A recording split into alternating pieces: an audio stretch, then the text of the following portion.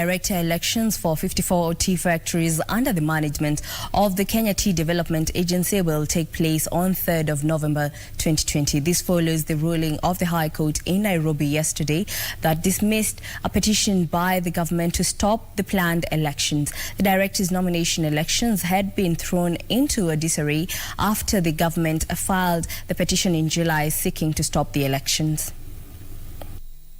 The Agriculture, Fisheries and Food Authority (AFA) had opposed the elections on the grounds that the tea sector has no legal framework for conducting the elections.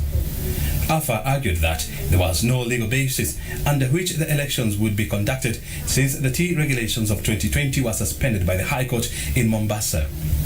The authority had further argued that the elections could not be held under the old regulations, adding that the now suspended regulations superseded the old rules, asking the court to maintain the status quo until the case is heard and determined.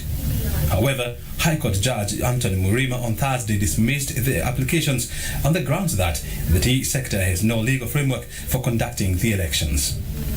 Murima further said AFA failed to demonstrate the prejudice it was likely to suffer if the application was not allowed.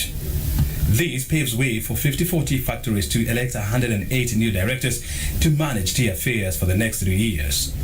In the first phase of the elections in November, more than 150,000 farmers will head to the ballot to pick new directors. The elections come at a time when the agency is locked in a bitter legal tussle with the Ministry of Agriculture over new regulations that the government says are intended to improve the affairs of the tea subsector in the country. O'Brien Kiman for Lunchtime Business News.